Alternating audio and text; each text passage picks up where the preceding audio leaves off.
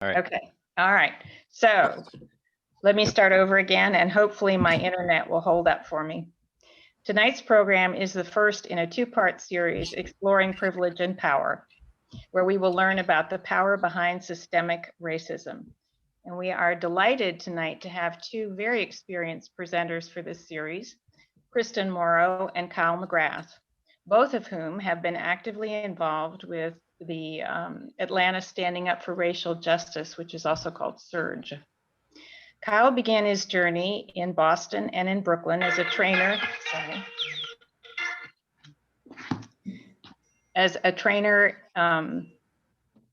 and facilitator when he was an in-home family therapist, helping new clinicians better understand trauma-informed care, cultural humility, and mental health advocacy. In 2012, Kyle worked on the marriage equality campaign in his home state of Maine, winning there before going on to win in Rhode Island and in Indiana. And it was during this time that Kyle was fortunate enough to be mentored and invested in as a trainer, facilitator, and educator to design and provide learning opportunities in healthcare and education with a liberation, equity, and anti-racism lens. Kristin is a member of the North Avenue Presbyterian Church and will become an active deacon in 2021. At this church, she has been involved in a racial reconciliation group for the past few years. Kristin has a bachelor's degree and a PhD in the biological sciences, and her passions lie with social justice for marginalized and excluded people, including exclusion based on race, ethnicity, mental health issues, homelessness, etc. At SURJ, she helped lead and organize the study group on prison abolition. And again, to mention that we will be recording the session tonight, so those who couldn't attend tonight will have an opportunity to benefit from the class at a later time. Okay, and with that, I will turn it over to Kyle and Kristin.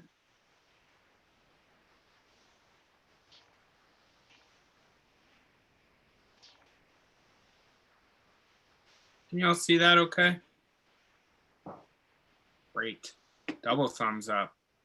Thank you. Kristin, you want to get us started and then I'll do those next few slides? Yeah. So welcome everyone. We're so glad that you could join us tonight. In the first of our two sessions, we're talking about the power behind systemic racism. Can you go to? You got it. Thank you. Oops. So go ahead. Sorry, you were going to say something. Oh, no. Go ahead. You got it. Okay. So first we want to start out with accessibility and framing. Just ask if there's anything you need to engage with us this evening. If you have any particular needs or desires to talk about something right off the bat. And we just wanted to frame this by talking about how we're standing on shoulders, our liberation is tied together. We all have a stake in this work. We're leading with race and intersectionality. And there is no real teacher, student, or lecture with this. We want everyone to kind of share their own experiences, everyone to kind of be the teacher, everyone to be the student. So we don't have all of the answers.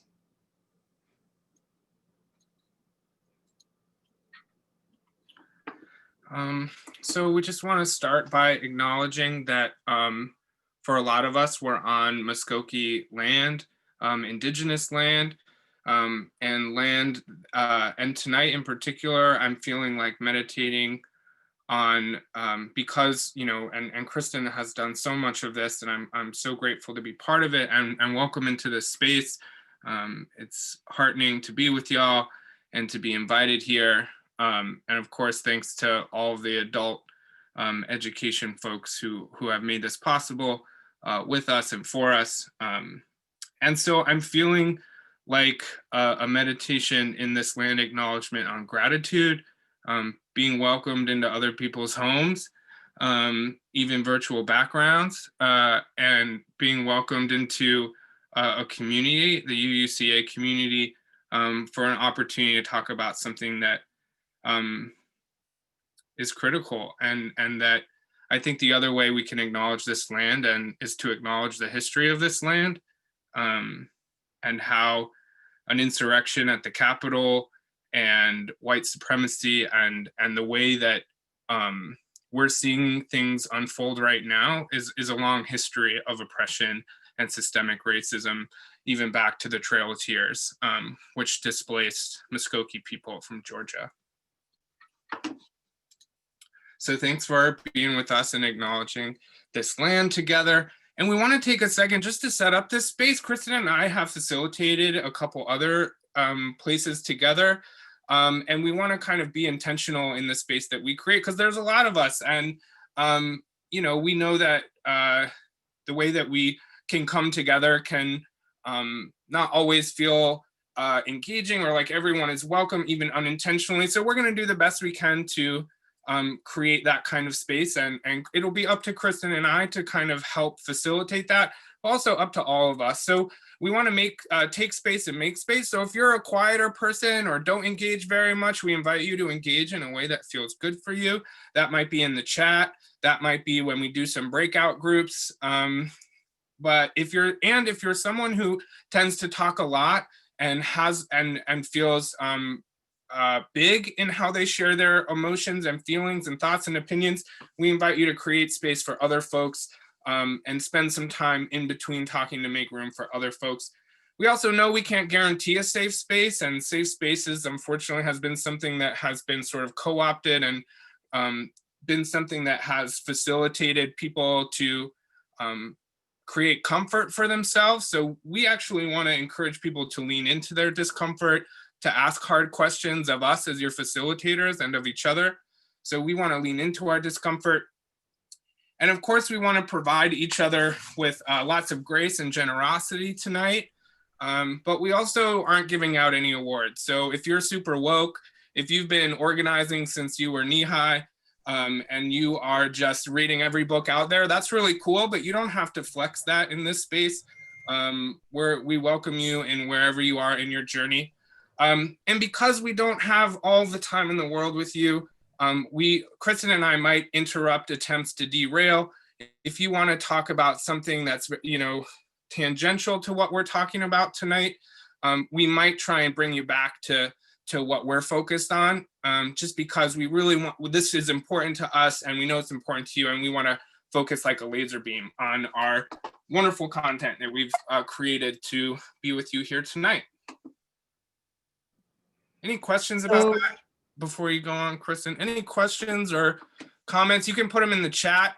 We also, Kristin had the great idea of folks either, at least we want to try this from the jump, is if you can raise your hand, you can like legit put your hand in front of your screen, or you can type something in the chat box, just because there's a great number of us, and then we'll find you, we'll call on you, we see you. But are there any questions before Kristin gets into some of the info? Well, I guess we're doing awesome then, and I'll take it. Go ahead. Okay, thanks, Kyle. So just to start out with, this is a lot of what we're going to be talking about for the next few minutes before we go into our first activity. And I think it's really helpful to view all of these terms as a staircase, starting out with a stereotype, the next stair being prejudice, the stair above that being discrimination, and the stair above that oppression. So stereotypes are the lowest stair. They're the ones that are the easiest and the most obvious that we developed as we're growing up, but those can develop into prejudice. And then under the right circumstances, it can lead to discrimination and oppression. So in the next slides, I'll be going into this. So the way I'm defining a stereotype is a widely held belief or an idea about other people. You can also have them about the group you're in, but for the purposes of our conversation, I think it's more useful to think about them in terms of others and how they affect our behavior. So they develop unconsciously, and it's typically during our childhood. Some can develop in our adulthood as well, but normally it's when we're kids and we're exposed to friends or family with certain beliefs, or to TV programs or movies, that kind of a thing.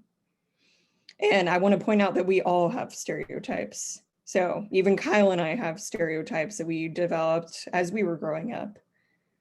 There's nothing innately harmful about them. It's just kind of our brain's way of categorizing people quickly. But it's what we do with those stereotypes that can be harmful. Kyle, can you hit the slide button? Sorry.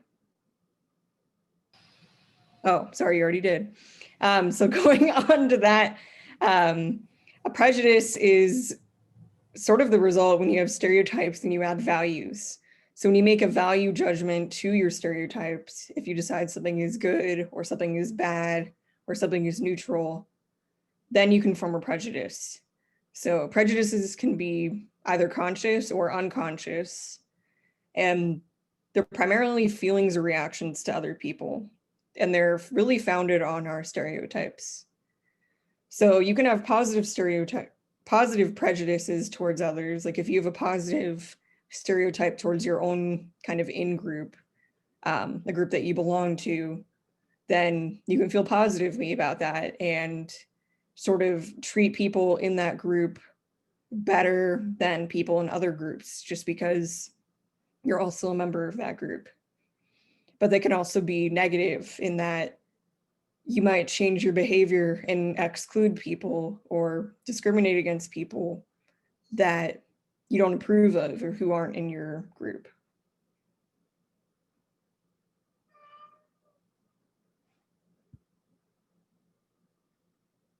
So that gets into discrimination more. Discrimination is when you combine prejudice with action.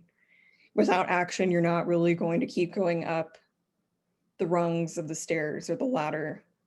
You're really just going to stay where you are. But as soon as you take an action based on your prejudices, either to include or exclude, to treat differently or treat the same, then you can get into the realm of discrimination. So I like this picture just because it shows a bunch of little red board game pieces all together, and then the one that's black or purple or something is excluded. So you could just think, all of the red ones are the same color, the purple one's different.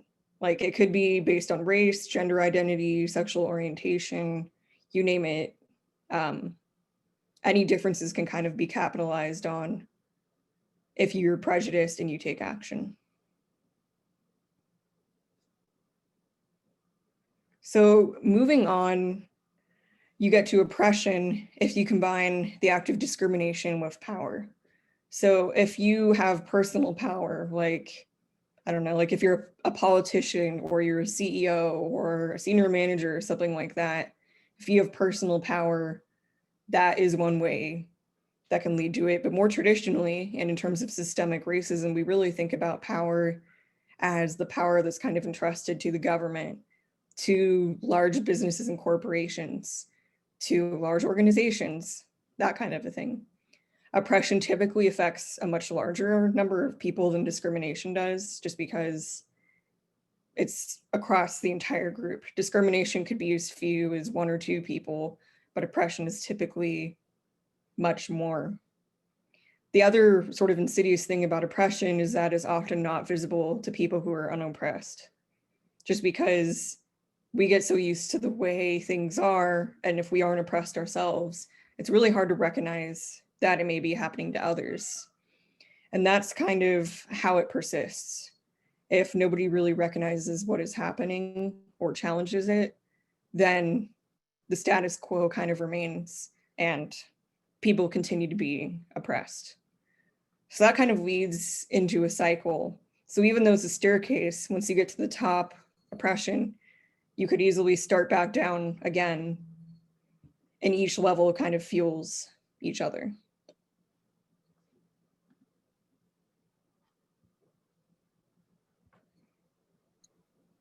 Awesome. Thanks, Kristin. So a big part of our goal tonight and leaning into this idea that we're not experts, we're with you and trying to learn and try and grow, is we want to present some ideas to you and with you, and thanks, Kristin, for doing that, And then we want to wrestle with these ideas. We want to try and understand them in the context of our society and the world we live in. Because the second session that Kristin and I are doing are really about dismantling some of these structures and how can we do that as individuals and as a collective. And so I think in order for us to do that, we have to develop our political education, our political analysis. And that, of course, can mean understanding terms, but it also means us being able to apply those terms to this world that we live in and the multiple systems that uphold and generate and sustain racism on a huge oppressive level. So in order to do that, I'm gonna play a very short clip from this video with you and provide you some context. So first, in 2014, I think Alexandra Bell won some awards for an art display that she did in Brooklyn. And man, I think it was just in Brooklyn. And this display was basically taking a New York Times article that she saw as creating a racist or discriminatory or oppressive lens. She felt the New York Times was presenting information in a way that was skewed towards racism, and then created an alternative front page or article to illustrate the flawed narrative that the New York Times was portraying. And when she did this, she took the front page article from Ferguson when Michael Brown was killed, who was an unarmed black teenager, young person, youth, who was killed by Darren Wilson. And Darren Wilson was later let off with no charges. There was no indictment for Darren Wilson killing Michael Brown. And of course, in many ways, this sparked the Black Lives Matter movement. And so what you're gonna see in this video is that the New York Times put an article on their front page that gave a profile of Darren Wilson and a profile of Michael Brown, and how Alexandra Bell saw that as flawed to put them on the same footing when a police officer has so many responsibilities, so much training, or supposedly so much training, and so much accountability for their job not to kill people in this very flawed criminal justice system, criminal punishment system we have. You have the right to a trial. And so to kill someone, an unarmed person, Alexandra Bell is trying to just sort of demonstrate and create a narrative that's more true to life, that more highlights Michael Brown as the victim in a police shooting. So I'm gonna go ahead and make this video big for y'all, or attempt to.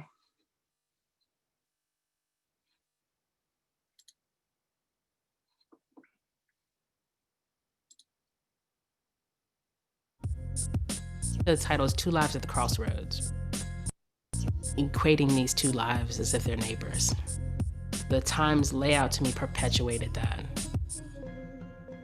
The subtlety there is that this isn't equal. These people are on equal footing. They have equal responsibility in this event that took place, and that's not true. I don't believe that. You have a cop and you have a kid, and there's a responsibility here, and it lies with one person more than the other. I know he was 18. I feel like if he wasn't Black, we would be calling him a kid. So there's a lot of what in journalism is key information. He'd sometimes used drugs and he'd rapped, and I just don't think that that's necessary information. So I blacked it out. Like, oh, that's what you're doing here. That's what you do when you're 18. You do drugs, and you drink, and you rap, and you curse. Because, like, really? Did you just write in here that you curse?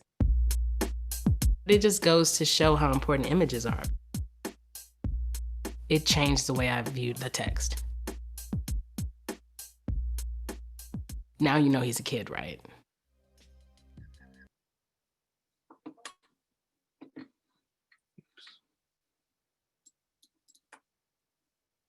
Bear with me for a second while I get us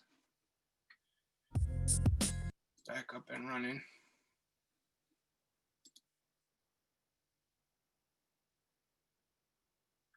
So what I want to do with you now is actually put those two headlines so we can actually take a second to look at them visually together.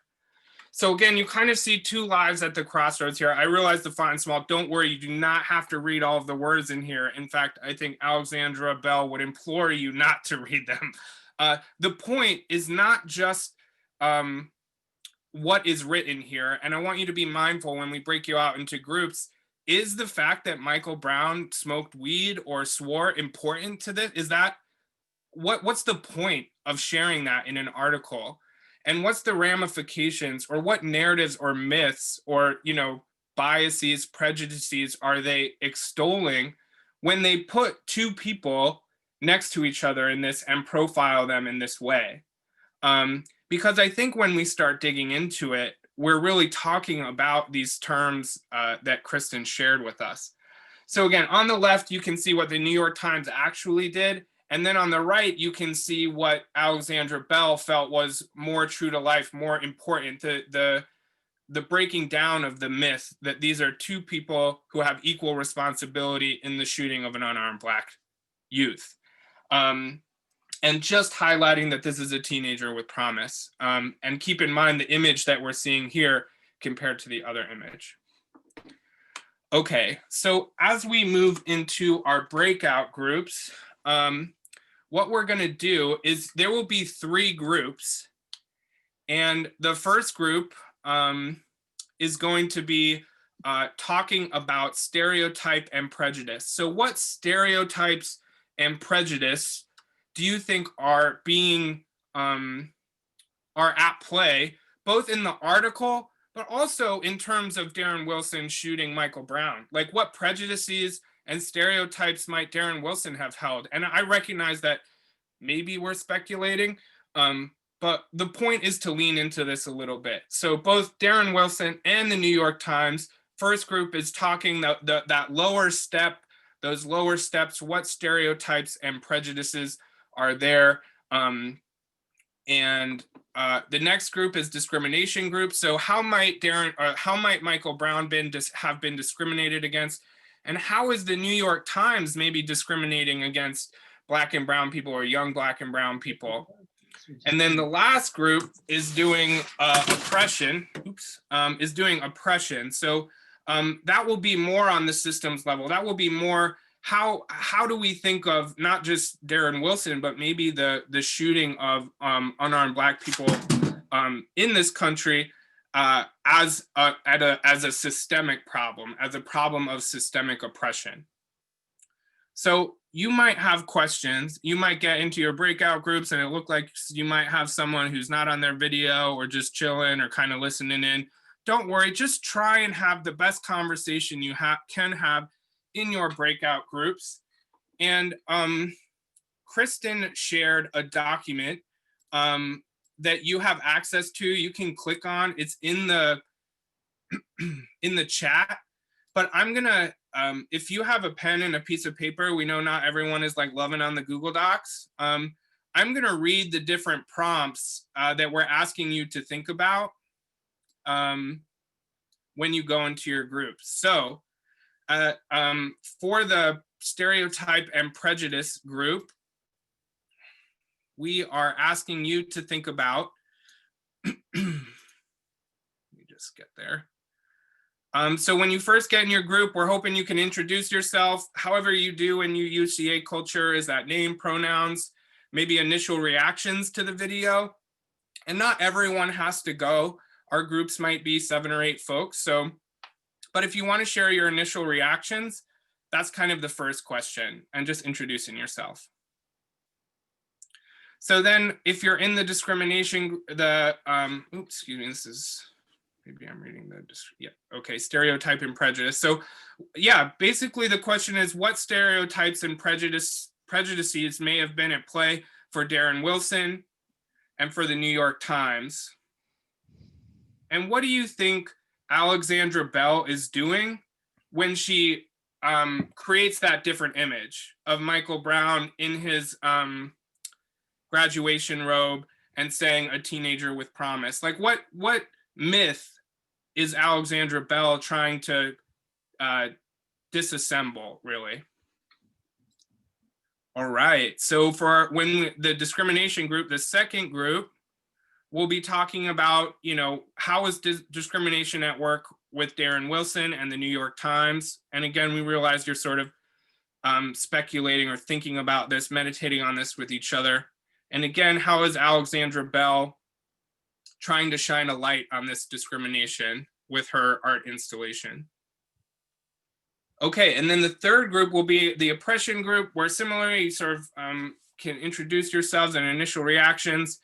And then where and how is oppression at work when we think about police shootings of Black and brown people? And when we think about the New York Times and how they're putting out this article in this way, is that oppression? Again, I'm not coming at you with like, there's a right answer to these questions and it's going to be super clear. It's just an opportunity to discuss and learn with one another. And then what I'm going to ask you to do, and Kristin's going to help you out when you come back, she's going to ask one, maybe two people from each group to share back, like, what did you talk about, some general takeaways and things like that. Okay. Okay, Kyle, I've got them set up. Okay, so whichever is this is what I'm thinking, Kristin, and tell me what you think. I'm thinking group one, how are they on your screen? Todd, is it like group one, group two, group three? I renamed them Stereotype and Prejudice group, Discrimination group, and Oppression group. Oh, you're way ahead of us. That's perfect. You done it. Does that work? Oh, it works so well. Okay. So and I don't, just to be clear, I don't have you two or me in the room, so perfect. are we good? Yeah, that's okay. Perfect. Thanks, Todd. Go ahead. Good luck, everyone. All right. If I do open all rooms, that'll do it, right? That should do it. Yeah. Okay. And we're going to give you about 15 minutes for this. Do I need to put that in? Is there a timer? I can set a countdown timer. Yeah, you can do that after they're in their groups. Okay. All right. 15 minutes. All right. Thanks.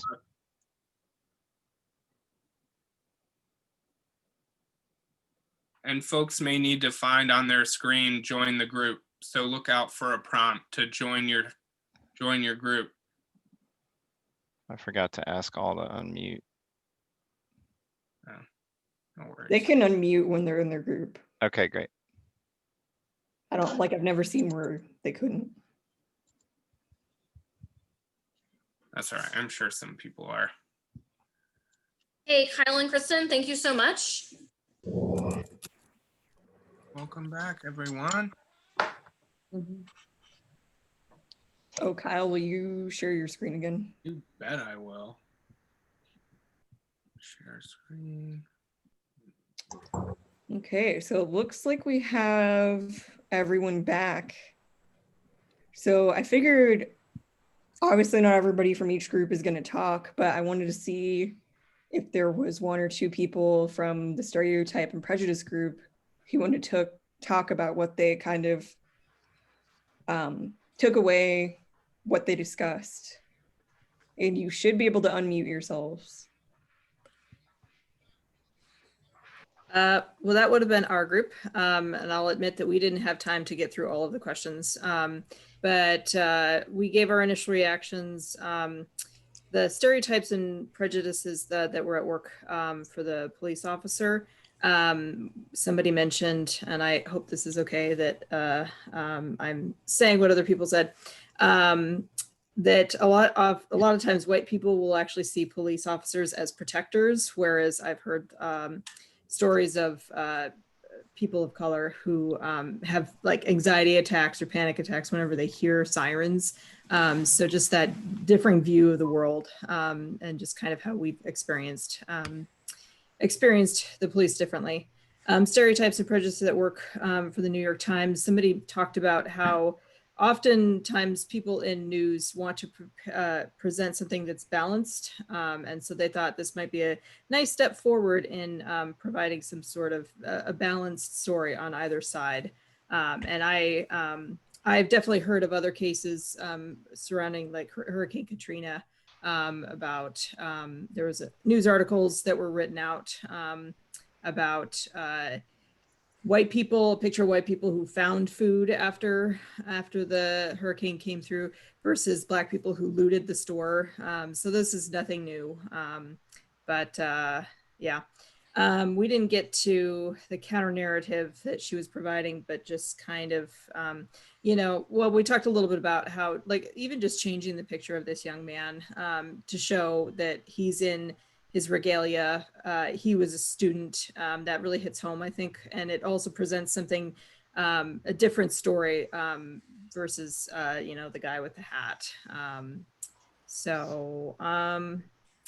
We talked a little bit about learning to view for how do we kind of get past all this type of thing. We really talked a little bit about needing to learn to view the world in a different way. Some people have these, you say, different lenses that you kind of view the world through. I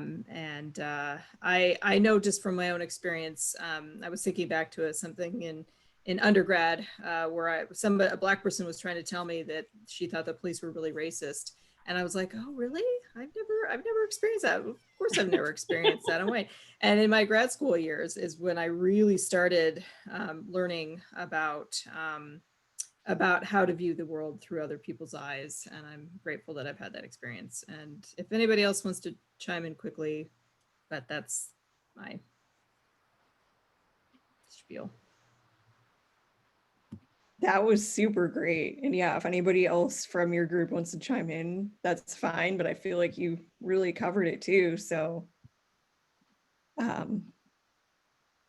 if nobody else from your group wants to chime in, we can pass it on to someone from the discrimination group.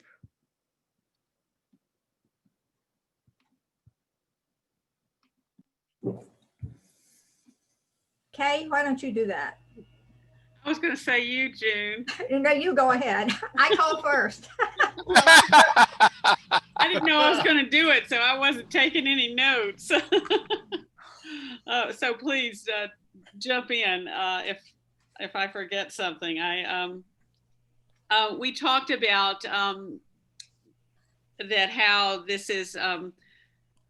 Well, let's see. We talked a good bit about stereotype and prejudice as well, but down and under discrimination, that the New York Times really discriminated in the, it brought out the negative aspects of the teenager and and having them juxtaposed there with a police officer in his uniform and the teenager in kid clothes.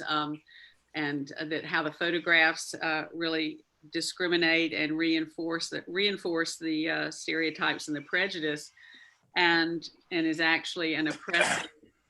The media is another one of our institutions that has institutionalized racism in it and oppression. And many people think of the New York Times as this paragon of liberal virtue, but they have their issues as well, and they reinforce the stereotypes almost as much as any other media do.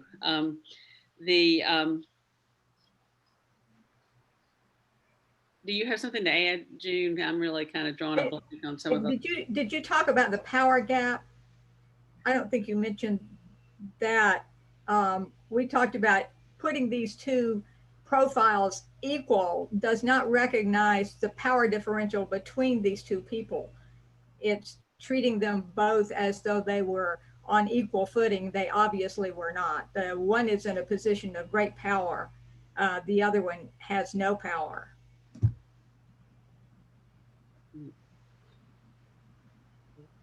Did anybody else in our group have something that they remembered from our group that I didn't take notes on?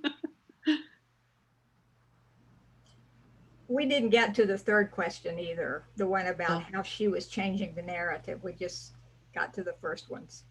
Kay, you had mentioned that the photograph itself is sending messages about who is the most trustworthy character by the uniform itself, having the power of the uniform, and a teenager, with casual clothes, somehow that does not give the same impression to the reader. And we did talk about that this reinforcing these stereotypes in the media does crystallize it and incorporates it into the oppressive system that already exists. So it's a very powerful tool, the media, and certainly a well-respected outlet of the media like the New York Times really has, I'm ad-libbing now, a higher responsibility than others and trying to counter the stereotypes and be careful about that. But I think they've been as clueless as a lot of the power structure.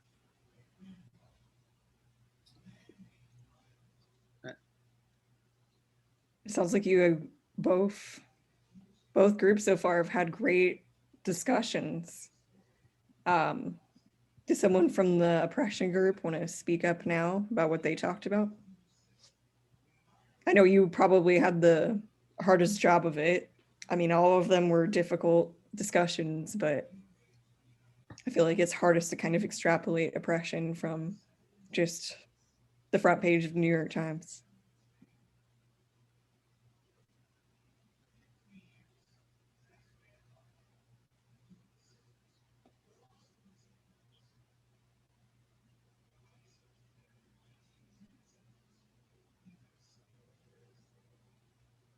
I'll ad lib here.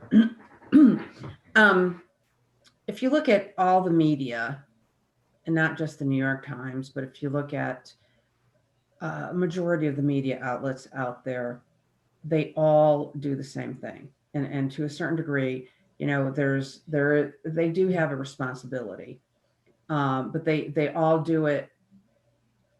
You know, it's kind of like they do it en masse, and part of it's because it's just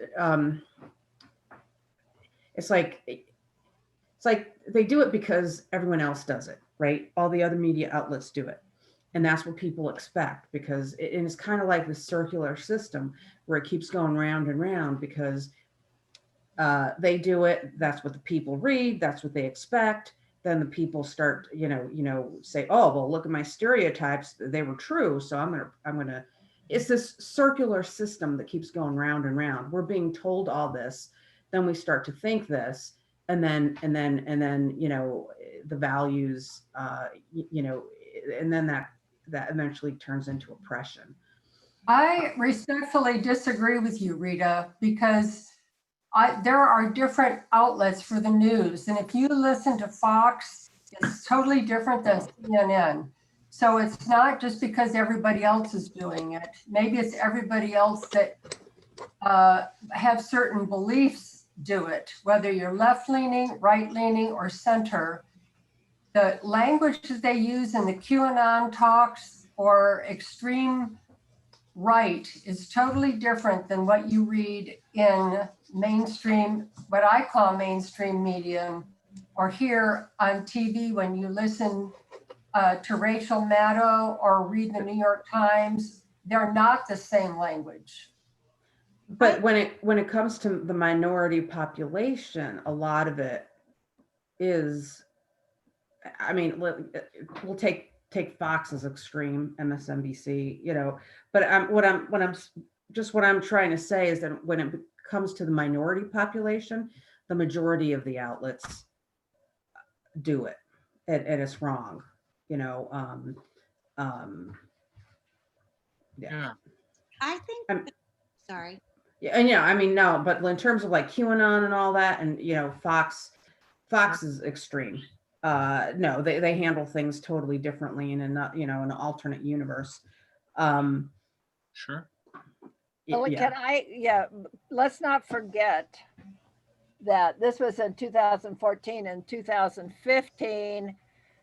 We had a lot of these, all things being equal. We had Trump on one side and we had the Democrat on the other side. And they were treated as if they're equal. And boy, did that come back to haunt us. So it's not like I guess, yeah, I don't know. That doesn't get to the racism thing, but it shows you that the newspapers need to be held accountable for the way they report things. If I can interject really quick, I think what to bring it all together is there are two extremes, but I think what this article is showing is just how systemic the oppression and the racism is, because this is a left-leaning newspaper that I read every day and rely upon for facts, and sometimes they lie to me. Most of the time they do, but they often comfort me.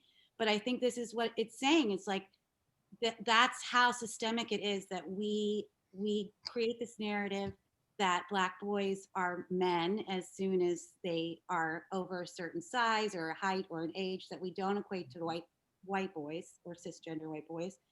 And then that, like, there's some sort of, they have a higher level of responsibility for acting right and for being appropriate and for following the rules. And that's so ingrained in us that even a liberal newspaper doesn't see this problematic format or understand what it is continuing out and implementing in society. And someone said is like, shouldn't they have known better? It's like, probably, but like, that's the thing. If this is what you've been seeing, is this the narrative of what Black boys are to you in America? And this is what you write. And if the story has always been told to you that cops are here to protect you and they're good people, then that also adds to the systemic oppression and the way that these articles can be produced that are way different than QAnon or Fox or anything like that, but are present in every form of our media.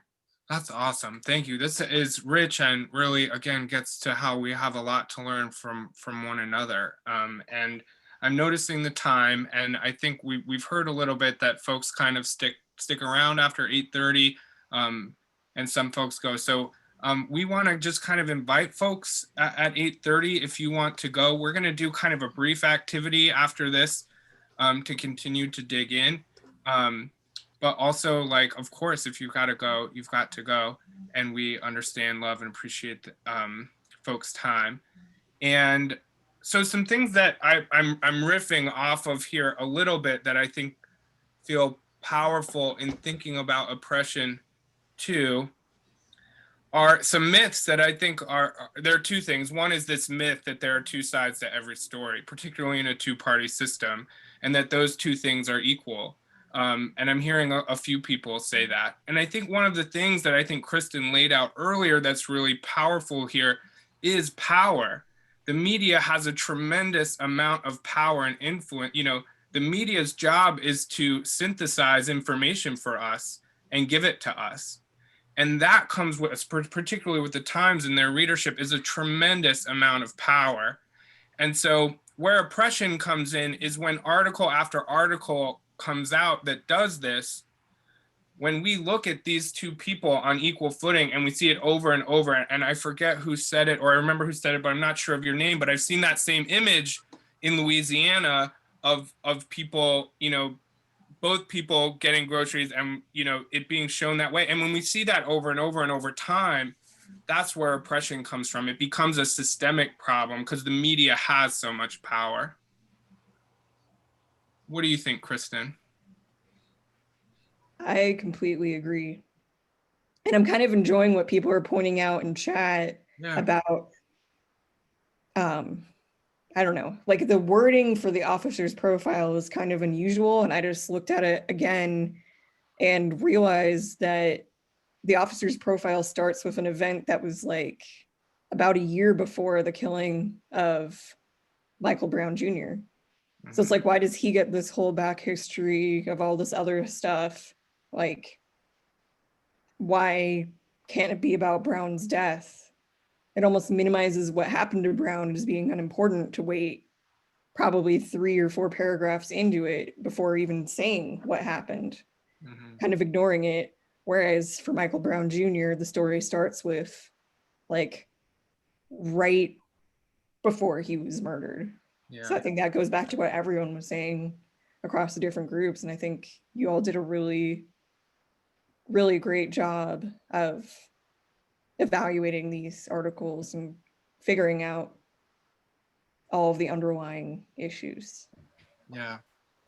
And I invite people to further analyze this idea of liberal and right-wing media. I have a lot of trouble labeling any news source as liberal or right-wing. And I just invite people to continue to analyze that. Maybe that's like talk number 3 or something, because it's all about the lens in which you look at things. Cool. So what do you think, Kristin? Maybe move on to the next activity and continue kind of our conversation here. Oh yeah, we got somebody's got a hand up. Yeah, Margita, do you want to? I'm trying to. There you go. What's up your Can name? you hear me? Yeah. Okay, thank you. Kyle, may I ask you a question? I do not understand what you mean by that. You cannot say, or you would never say that one medium, one newspaper or one news source is liberal and the other right wing. What causes you to say that? I don't understand a statement as yours at all. I'm gonna put my I'm gonna respond quickly, and then I'm gonna put my email in that chat, and you and I are gonna hang out sometime, and we're gonna talk about it, because I don't want to derail us from systemic racism. But I'll say that in consuming media, it's getting more and more complicated, because I think a notion of equity is becoming tied to liberalness. And so for a newspaper to be called liberal for raising concerns about race, gender, and equity is problematic for me, because I don't see those as liberal concerns. I see those as human concerns, social justice concerns. And so if liberalism and social justice get tied together, and that's how a media outlet is portrayed, then it becomes bias. It becomes as if social justice is some kind of bias, that the data around health and equity is a liberal leaning idea. And there's so much to talk about around truth and facts, particularly in this state.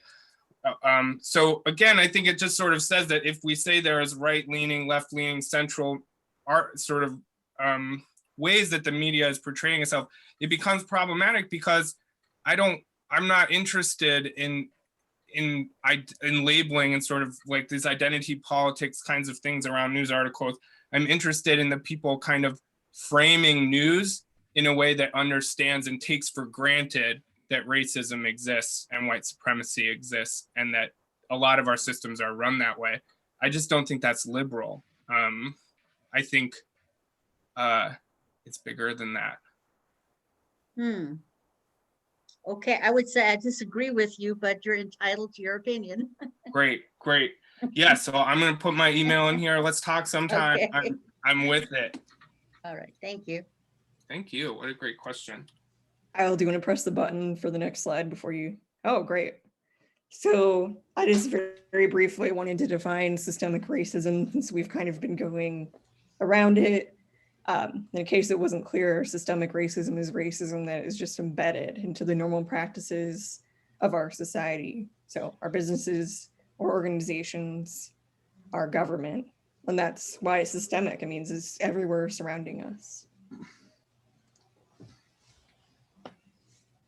So I wanted to go through an example with you, and we're going to kind of do a few other, they're not examples, but they shouldn't be as hard as the first activity. Just ways to think about these issues more and kind of understand the foundations of systemic racism. So the first issue we're starting with is housing. And the prompts that we're using, like the first prompt is, what are 3 ways the housing system is creating structural advantages and disadvantages based on race? So 3 things that I quickly came up with were subprime loans. So a lot of times people of color living in poorer neighborhoods or even in wealthier neighborhoods are unable to get the same types of loans to buy a house as their white counterparts are. So that means they're stuck with loans that have huge interest rates, high fees, and are more risky. Another big issue is gentrification. So wealthier people buying housing in poorer areas and pushing poorer people out who are predominantly renters, as people realize they can make more money by increasing the rent. The poor people are unable to afford the housing costs anymore, so they're pushed out inadvertently, either because, you know, the rent is raising, the house they're renting is sold, that kind of a thing. And then another more tangential aspect of the housing system is just the lack of affordable housing near people's workplaces, near their grocery stores, that kind of a thing.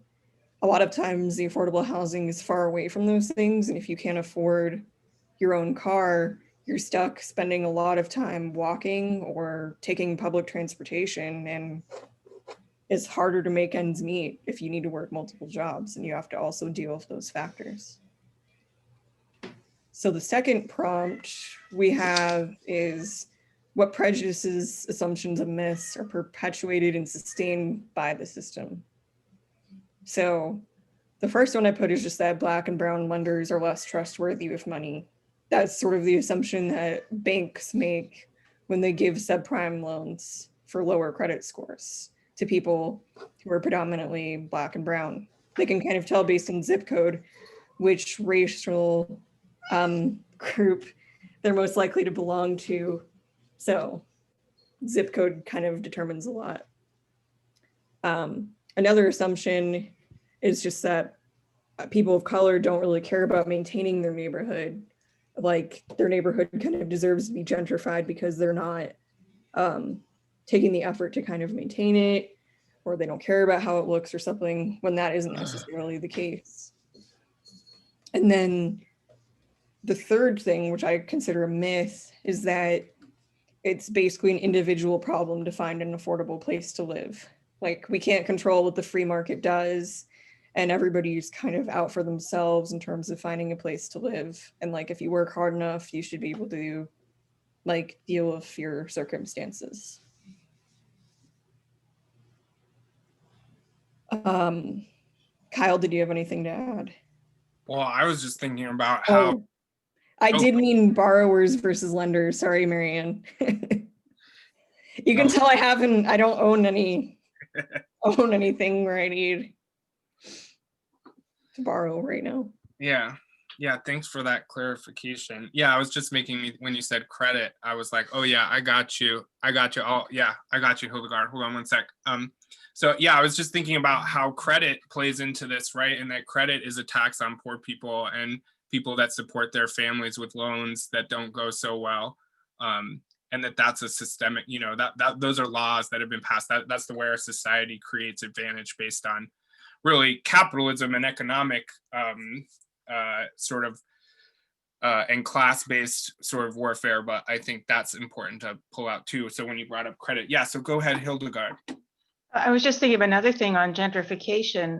In our neighborhood, the housing prices, we've got a huge amount of gentrification going on. Housing prices are going up, but what's really going up are the taxes. I mean, our taxes have doubled probably in the last 4 years. And so for us, it's still, fairly low compared to other parts of Atlanta. But for a lot of people who've lived here for many, many, many generations even, they're unaffordable. And I know the city of Atlanta is trying to deal with that, but I think there's another way that people get pushed out, and that's the taxes.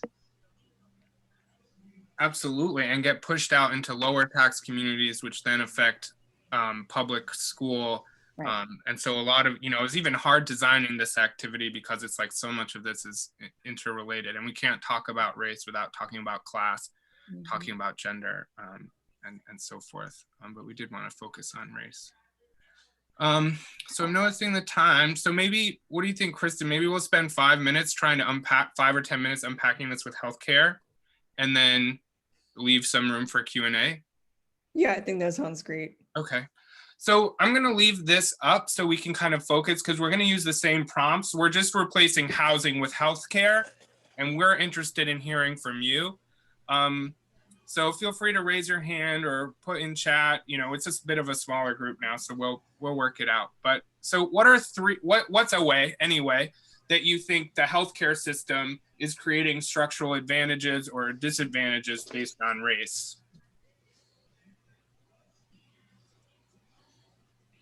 Well, the public clinics treat people basically, well, the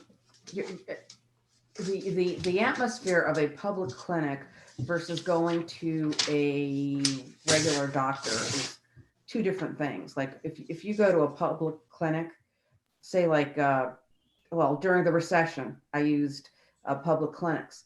You just go in, you're basically have to just, there's no appointments, you just go and wait.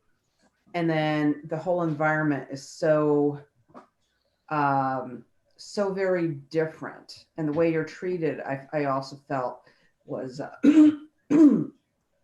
very different than going to a regular doctor. With a regular doctor, they take your whole history, et cetera, et cetera. In the clinic, you know, it's basically, it's, you know, what are you here for? And you're in and out.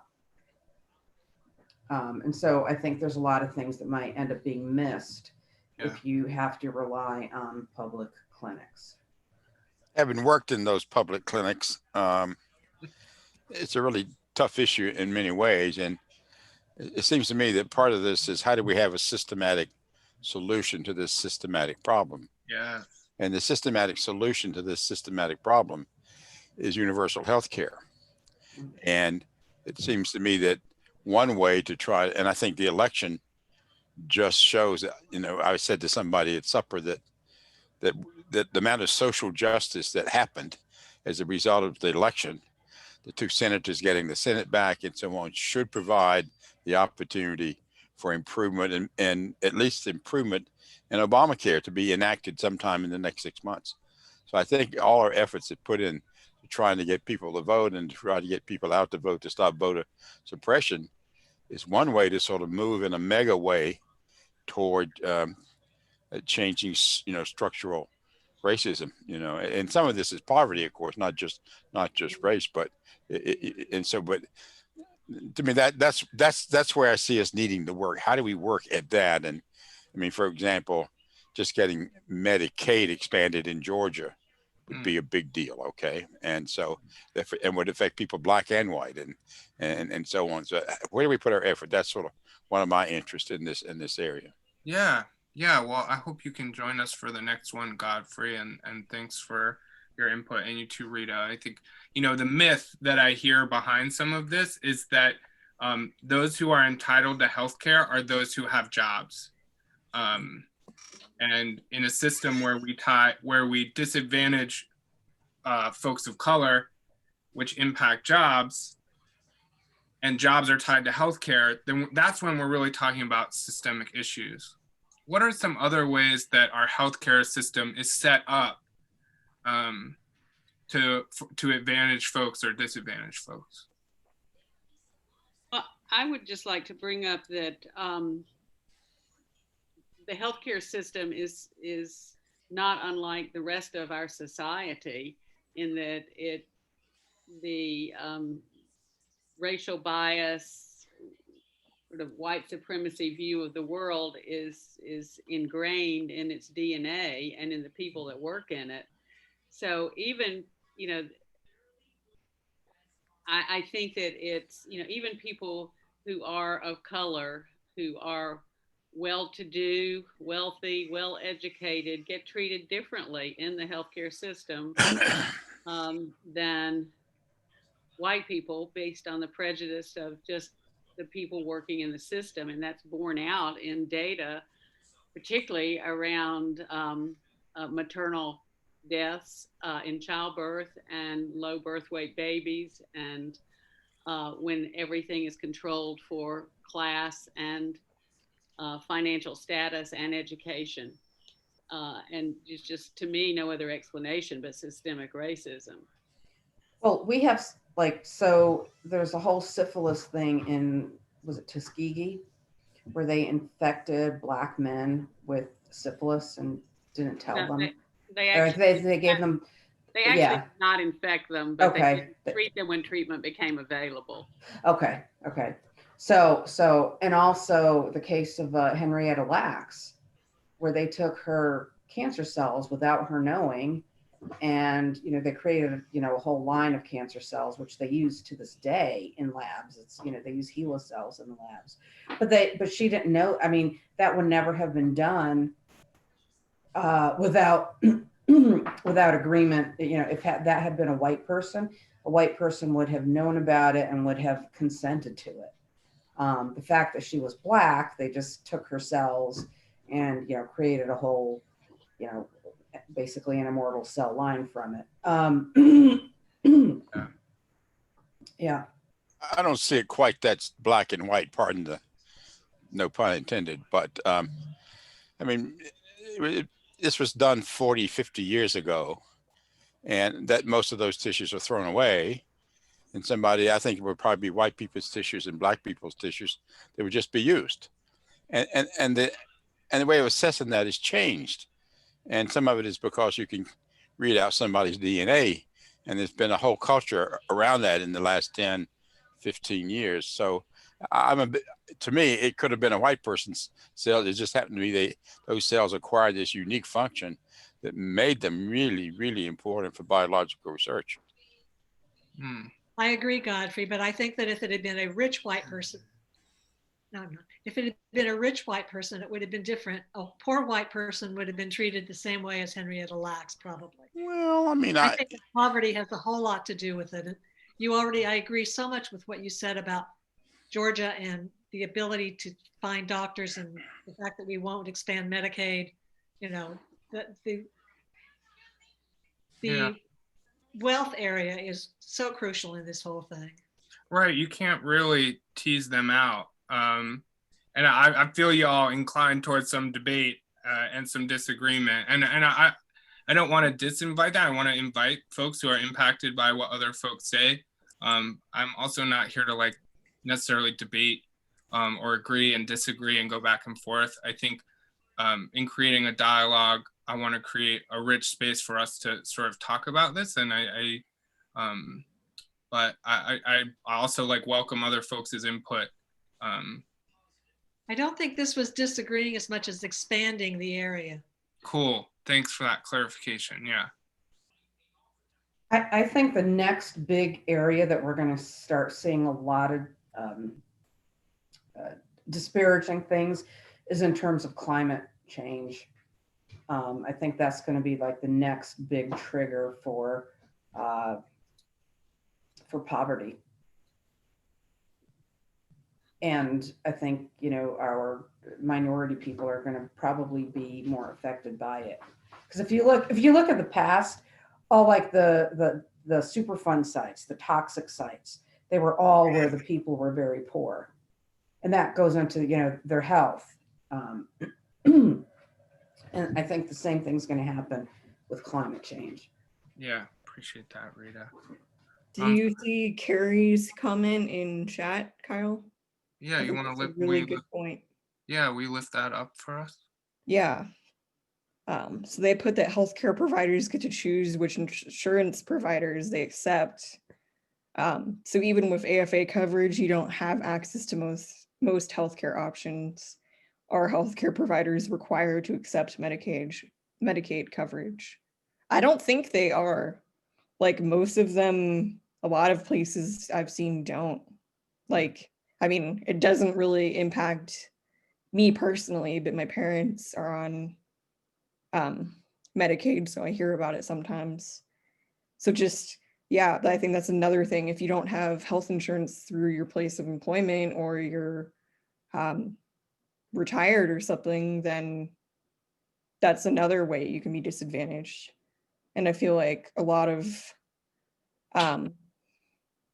underrepresented people are kind of stuck in jobs that don't necessarily give them insurance, or they need supplemental Medicare or Medicaid, and then they're also put in this position.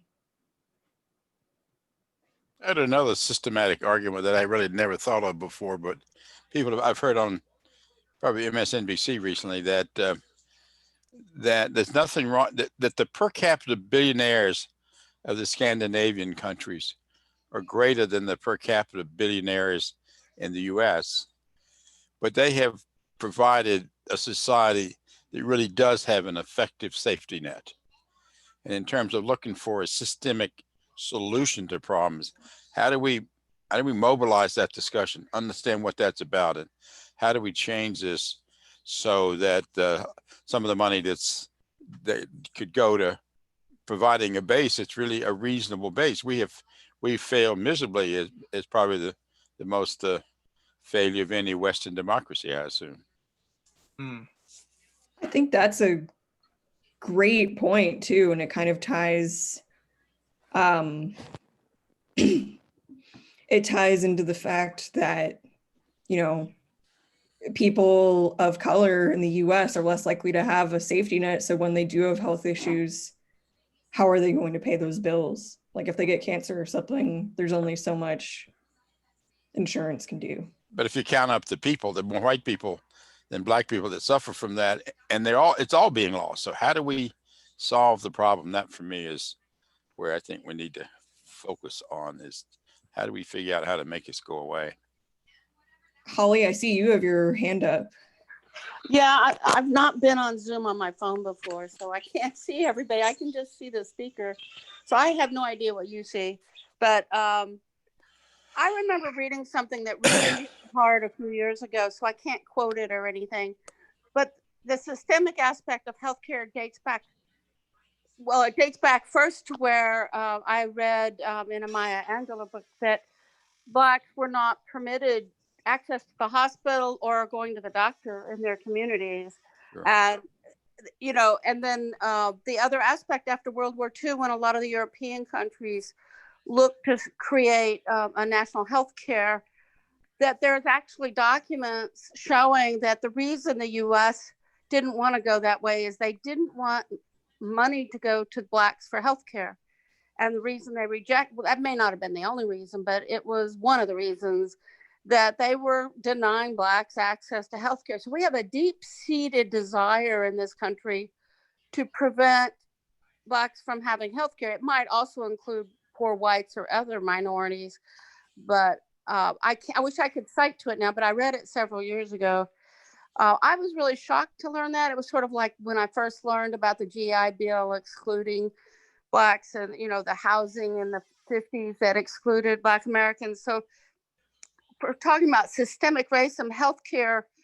A lot of, I think, the talk about Obamacare or it's that desire by so many in this country, even if it's unconscious, that it's set up that we were trained from an early age to, we don't want to include Blacks in the healthcare system. And of course, they then are suspicious as well. And while we may not feel that way, it's not that long ago where we deprived them access to healthcare. Yeah, I hear that. Thank you. Another. This is kind of a personal angle on this whole issue, and I'm raising it more as a question than an answer, and that is, will a white doctor treat a Black patient differently from a white patient? I think there's been some studies about this, and then looking at it the other way. But I think that would be good information to go through. Yeah, they definitely do, particularly around pain, prescribing pain medication, where mental health and medication intersect. Oftentimes, Black and brown people are institutionalized sooner. And of course, we can't, like, again, more and more capitalism and money comes into that. Oh my God, I'm loving this and appreciating y'all and this conversation. We've only got about, I think, 5 minutes left. And so I wanted to invite maybe some folks who haven't shared as much, or if you're kind of holding on to something, maybe one or two people can go, and then I'll go ahead and Kristin and I can close it out with you.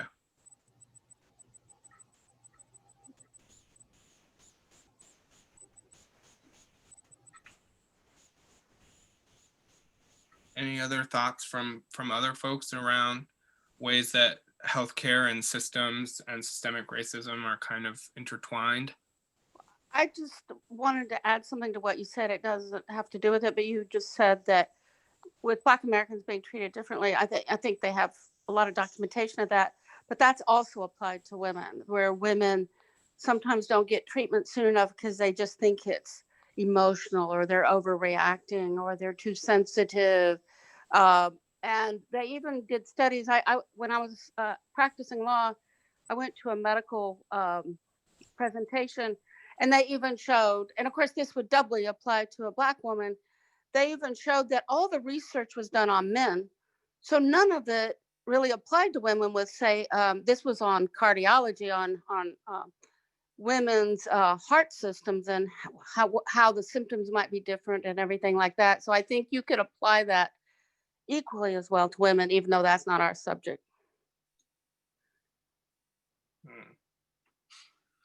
Yeah, I appreciate you saying the impacts around intersectionality and centering Black women, and maybe even trans Black women, as where the healthcare system and the state finds particular ways to disenfranchise people. So thank you, Holly. Yes. So Kristin, anything you want to add before we turn it over to Hildegard to close us out? No, I just wanted to say how great the session was, and I really appreciate everyone participating so much and sharing what they discussed and their ideas, and I really hope you all can make it next week.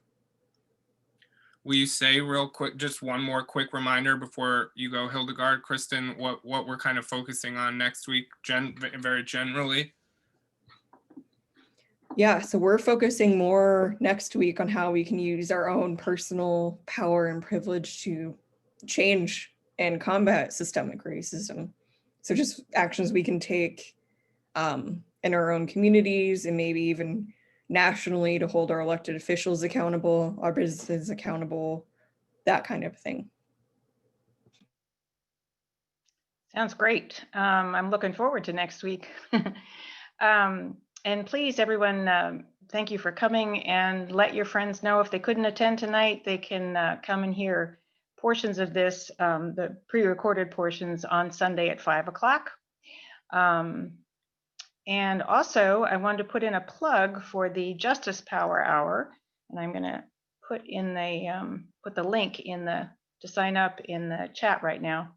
This takes place every Friday at 7 o'clock, and a group of people from UUCA come together for an hour to learn about two different but related issues, and then take actions around them. So again, it's a learning and take action in 1 hour. I put the link in there. So, and I think that's it. And with that, I will extinguish the chalice. Thank you all, and enjoy the rest of your evening. And it's a special thank you to Kyle and Kristin. This was really great. Thanks for having us, y'all. Appreciate you. Yeah. Yeah, thank you for having us. And of course to Todd for being our wonderful Todd. Yay, Todd. It was fun. Thanks. Good. You rocked those